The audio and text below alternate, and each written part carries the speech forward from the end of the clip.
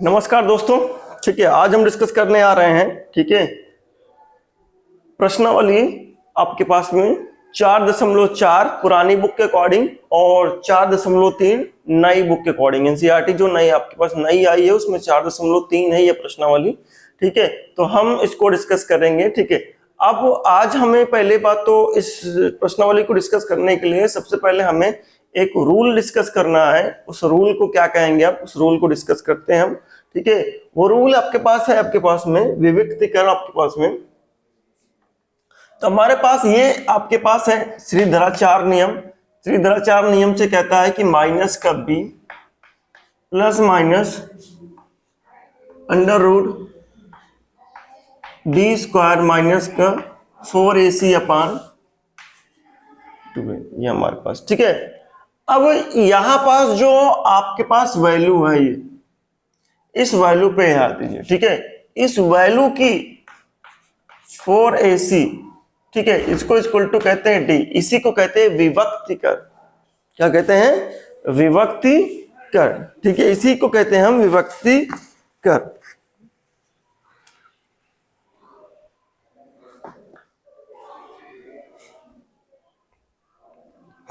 चलो, तो ये हमारे पास है, इसी को कहते हैं हम विभक्तिकर।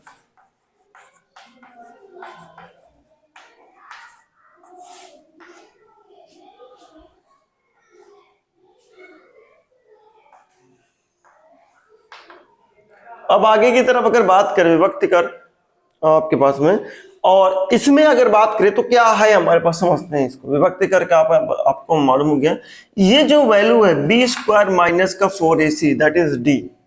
ठीक है, अभी हम सवाल करेंगे इस पर, कई सवाल करेंगे, हम उसको समझेंगे। विभक्तिकर के हमारे पास बी स्क्वायर माइनस का 4ac। ठीक है, अगर बी डी की वैल्यू जो होगी 0 से छोटी होगी या 0 से बड़ी होगी, यानी इसका कैलकुलेशन 0 से बड़ा होगा। 0 से बड़ा होने का मतलब होता है धनात्मक। ये ध्यान रखिएगा, हमेशा 0 से बड़ा का मतलब क्या है? धनात्मक। अगर धनात्मक है तो जो दोनों मूल आएंगे, दोनों मूल क्या होंगे? दोनों जो मूल होंगे वास्तविक, ठीक है, एवं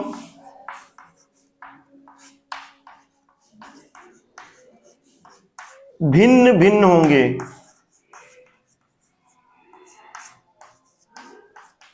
दोनों ही जो मूल होंगे वो वास्तविक एवं भिन्न भिन्न होंगे। ठीक है, मैं उधर से एक एक सवाल कर दे रहा हूं अभी। अगर d की वैल्यू 0 से छोटी आएगी, इसका मतलब ऋणात्मक। ठीक है, आप चैनल को सब्सक्राइब कर दीजिए और वीडियो को लाइक कर दीजिए तब तक। ठीक है, ऋणात्मक मान, इसके लिए क्या होगा आपके पास में? दोनों मूल काल्पनिक। ठीक है, दोनों मूल क्या होंगे? काल्पनिक होंगे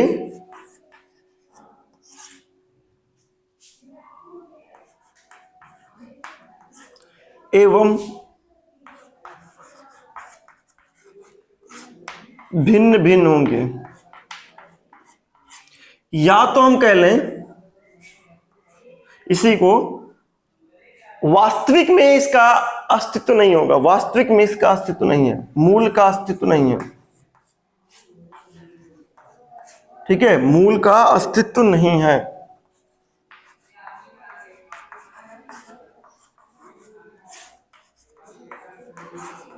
ये आप ध्यान रखिएगा, मूल का अस्तित्व नहीं है। और अगर तीसरा हमारे पास से d बराबर 0, 3 केसेस हमारे पास d का मान अगर 0 आया तब क्या होगा? दोनों ही मूल वास्तविक एवं बराबर होंगे।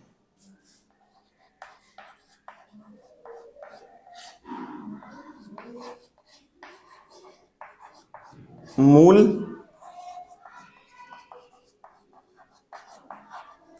वास्तविक एवं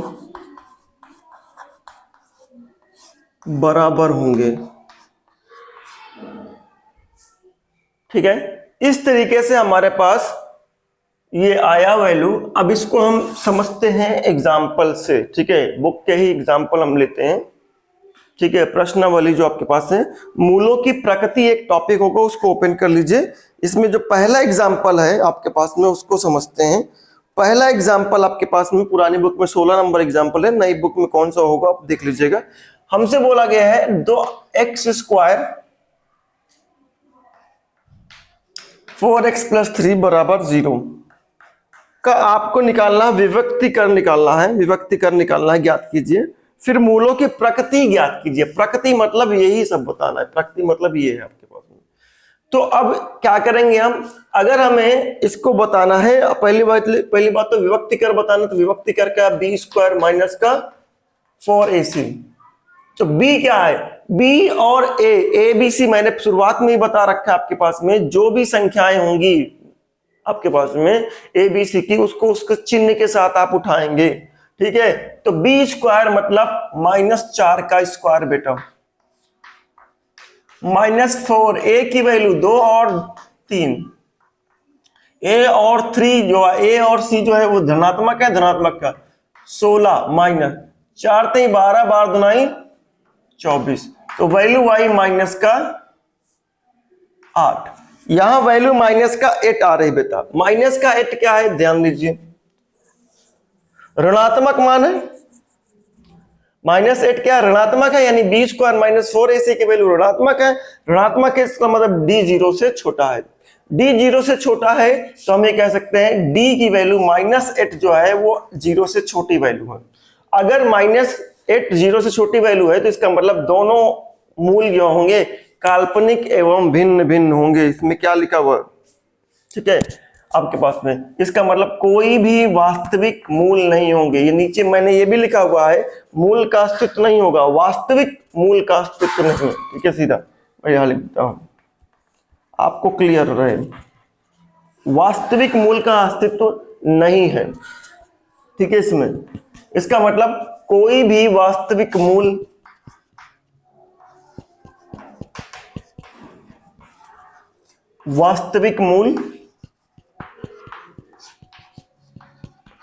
नहीं है। ठीक है, आपके पास में, आई होप आपको समझ में आया होगा। ये आपके पास में एग्जांपल हो गया। Pause the video, note down बेटा, फटाफट नोट कर लीजिए, मैं इरेज करने जा रहा हूं। ठीक है, चलिए, ये आपके पास एक एग्जांपल आपका हो गया है। अब दूसरे एग्जांपल की तरीके तरफ हम चलते हैं।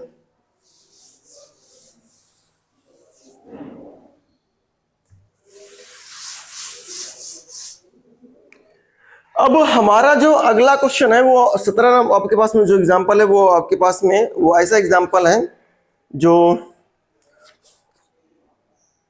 इसके आगे डिस्कस करते हैं, फिर हम इसको बाद में डिस्कस करेंगे। अगला एग्जांपल इसका, पहले एक एग्जांपल, समीकरण दिया गया है 3x² - 2x + 1/3 बराबर 0 का विभक्तिकर ज्ञात कर लीजिए। चलिए विभक्तिकर ज्ञात कर लें। b² माइनस का 4ac बराबर 0 विभक्तिकर होता है। b मतलब -2, a मतलब 3 और ये मतलब 3 बराबर ये, सॉरी 0 बाद में रखेंगे, हम पहले निकालते हैं। ठीक है, पहले हम निकालते हैं कैलकुलेशन से। क्या निकल के आएगा, 4, 3 से 3 खत्म, ये भी -4 बराबर का 0। इसका मतलब d बराबर आपका आया 0, विभक्तिकर क्या आया 0, विभक्तिकर आया 0। 0 मतलब क्या है, दोनों ही मूल वास्तविक एवं बराबर होंगे। ठीक है, आपसे कह रहा है, आगे सवाल में भी बोला है, और फिर मूलों की प्रकृति ज्ञात कीजिए। दोनों मूल वास्तविक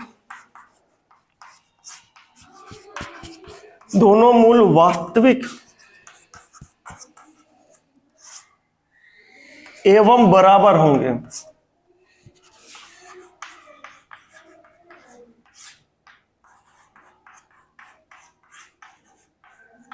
ठीक है, दोनों मूल क्या है, वास्तविक एवं बराबर होंगे। ठीक है, अब आगे इसमें और भी पूछा है, यदि वे वास्तविक है तो उन्हें ज्ञात कीजिए। वास्तविक है तो फिर ज्ञात करिए। आप ज्ञात करिए, तो ज्ञात करने के लिए यहां पास आइए आप, x बराबर -b की वैल्यू कितनी है, यहां पास b की वैल्यू माइनस का दो प्लस माइनस अंडर रूट, ये अंदर का जो कैलकुलेशन निकला था वो 0 था।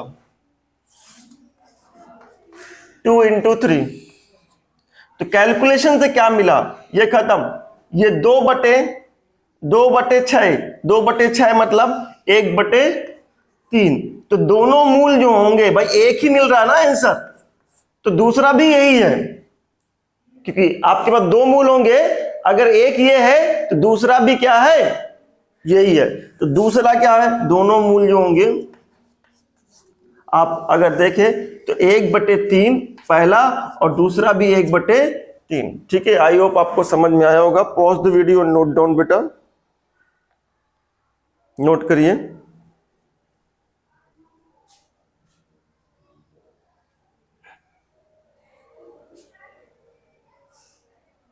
नोट कर लीजिए, इसको मैं हटा दूं।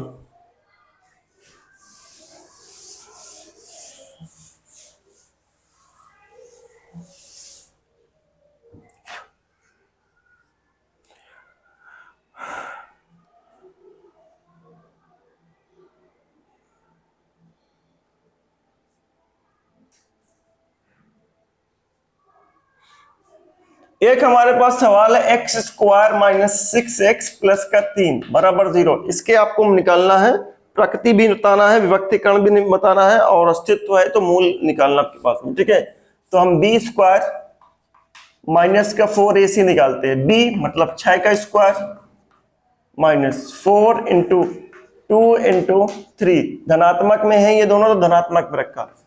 36 माइनस 4 × 12, 12 दूनाई 24, तो 24 आया 36 में से, 24 गया 12। इसका मतलब d क्या आया, d आया 12, 12d आया, तो 12d क्या है, ये धनात्मक वैल्यू है। धनात्मक वैल्यू का मतलब क्या है, 0 से बड़ा। 0 से बड़ा है बेटा, तो ये हो गया। अब 0 से बड़ा है, इसका मतलब दोनों मूल वास्तविक एवं भिन्न भिन्न है। दोनों मूल वास्तविक है, दोनों मूल वास्तविक है, तो वास्तविक है तो निकालते हैं। x माइनस b कितना है, -6 प्लस माइनस, ये पूरा कैलकुलेशन आया था बेटा 12। 12 को लिख सकते हैं हम 4 × 3, 12 को लिख सकते हैं 4 × 3। 4 × 3, 4 में से 2 का स्क्वायर होता है, 2 बाहर आ जाएगा, 6, 2 √3/4, 2 कॉमन ले लीजिए आप, 2 कॉमन लेंगे बेटा, कॉमन लेकर के मतलब उभयनिष्ठ लीजिए, 2 बाहर आ जाएगा, यहाँ 3 बच जाएगा, यहाँ 2 बाहर आ जाएगा, 2 का बाहर आकर के 2 से 2 नीचे कट जाएगा, तो बचेगा क्या, 3 ± √3/2। तो एक बार इसमें से धनात्मक रूट लेंगे तो धनात्मक मूल हो जाएगा, और एक बार ऋणात्मक लेंगे तो ऋणात्मक में मूल आ जाएगा आपके पास में। तो 2 आपके पास मूल होंगे, प्लस √3 + √3/2 एक ये हो जाएगा, फिर 3 - √3/2 दूसरा ये हो जाएगा। दोनों अलग अलग हैं, ये ध्यान रखिए। ठीक है, pause the video, note down. ये आपका विभक्तिकरण का टॉपिक खत्म हो गया आपके पास में। ठीक है, आई होप आपको समझ में आया होगा। ठीक है, पॉज करिए, अगला हम एग्जांपल लगाते हैं।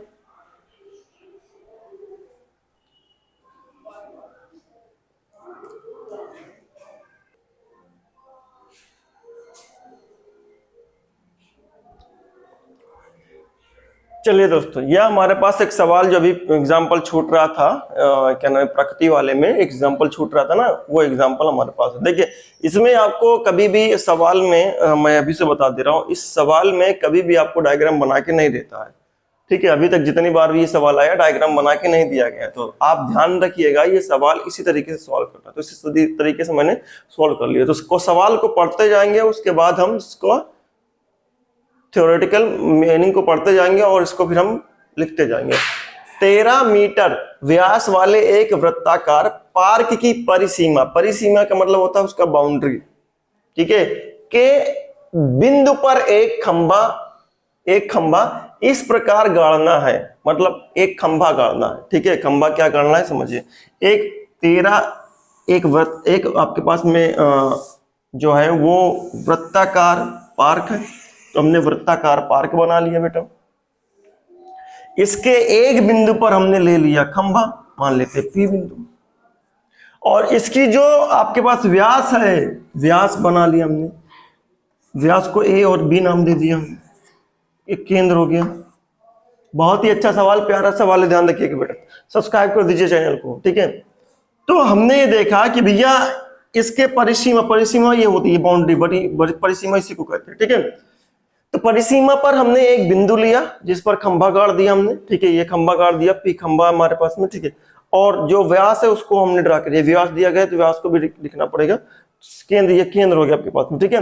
अब क्या कह रहा है, गाड़ना है कि इस पार्क के एक व्यास के, जो गाड़ना है, खंभा गाड़ना, खंभा इस प्रकार गाड़ना है कि इस पार्क के एक व्यास के दोनों अंत बिंदुओं पर बने फाटकों A और B से खंभे की दूरी, इस खंभे को इस प्रकार गाड़ना है कि व्यास के दोनों बिंदुओं पर, व्यास के दोनों बिंदुओं पर बने फाटकों से बीच की दूरी कह रहा है, अंत बिंदुओं पर बने फाटकों A और B, अंत बिंदुओं पर बने फाटकों A और B से खंभे की दूरियों का अंतर 7 मीटर हो, खंभे की दूरियों का अंतर 7 मीटर हो। यानी इस खंभे को इस प्रकार गाड़ना है कि व्यास के अंत बिंदुओं पर जो फाटक है, अंत बिंदुओं पर जो फाटक है, उस फाटक से दूरी का जो अंतर है, फाटक से खंभे की जो दूरी का अंतर है वो कितना है, 7 मीटर।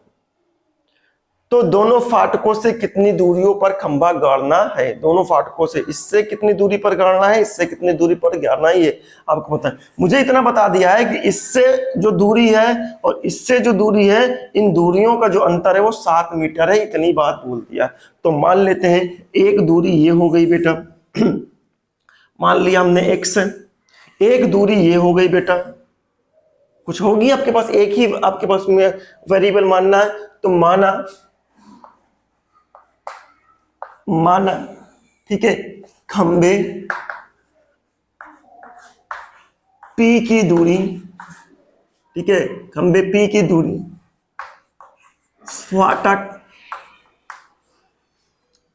फाटक B से कितना है, x मीटर बेटा, ठीक है। तो अंतर हमको दिया गया है, अंतर प्रश्न के अनुसार BP माइनस AP, चाहे AP माइनस BP कर लें या BP माइनस AP कर लें, ठीक है, कोई इशू नहीं है आपके पास में। BP माइनस AP, इन दोनों फाटकों, ये BP मतलब P की B से दूरी और P की A से दूरी का जो अंतर है वो कितना है, 7 मीटर है। तो BP आपका निकल के आया था x, तो 7 को इधर ले लीजिए, तो AP पता चल जाएगा। तो AP की दूरी कितनी हो गई, 7x माइनस 7, ठीक है।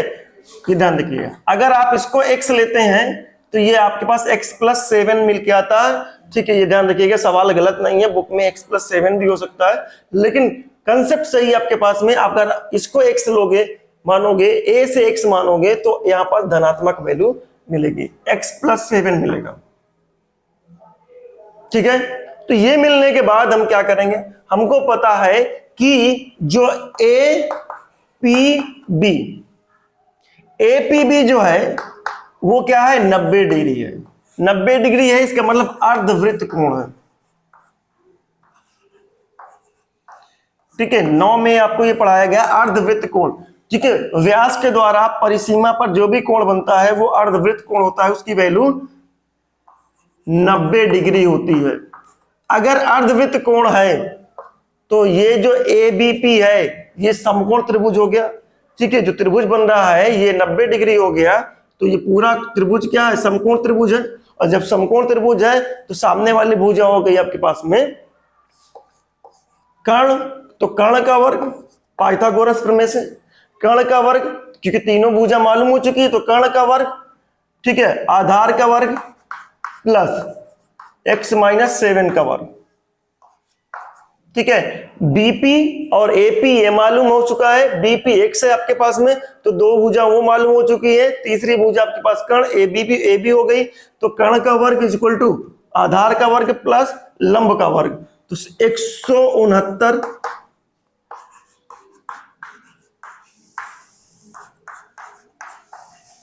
माइनस 14x, एक आपके पास में वो 169 उधर लेके जाओ तो 2x स्क्वायर बेटा, ठीक है, 169 गया उधर आपके पास में तो माइनस का 14x, 169 गया आपके पास माइनस का बनेगा तो ये बनेगा माइनस का 120 बराबर का 0। दो कॉमन ले लिया हमने, दो कॉमन लिया तो क्या मिला आपके पास में 7x और ये बने आपके पास 60। 12 पंचे 60 होता है, चाहे आप लगा दीजिए क्या नाम है श्रीधराचार्य नियम, चाहे आप ऐसे कर लीजिए। तो मैंने लिखा इसको 12x प्लस का 5x, ठीक है, प्लस 12 माइनस 7 करोगे ब्रैकेट में तो ये बन जाएगा आपके पास में माइनस का 60 बराबर का 0। माइनस 12 में से प्लस का 5 घटाओगे तो माइनस का 7, ये भी आप कह सकते हैं। दोनों में से कॉमन ले लिया हमने x, 5 कॉमन लिए बेटा बराबर 0।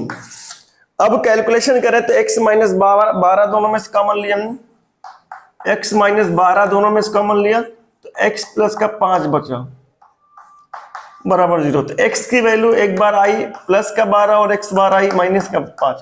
तो x क्या है, x दूरी है, दूरी कभी ऋणात्मक नहीं होती है तो हटा दो इसको। तो x बराबर 12 यानी फाटक B से दूरी हो जाएगी 12 मीटर और फाटक A से दूरी हो जाएगी, A से दूरी हो जाएगी, A से कितनी हो जाएगी 12 में से 7 गया 5 मीटर, ठीक है। आई होप आपको समझ में आया होगा बेटा। पॉज द वीडियो और नोट डाउन, ठीक है। बस आपसे हमेशा इस बात की रिक्वेस्ट रहती है, चैनल को सब्सक्राइब कर दीजिए, वीडियो को लाइक कर दीजिए, लाइक से करिए, सब्सक्राइब करिए और वीडियो को शेयर करिए, ठीक है। तब तक आप नोट करिए, कल हम आगे इसके डिस्कस करते हैं।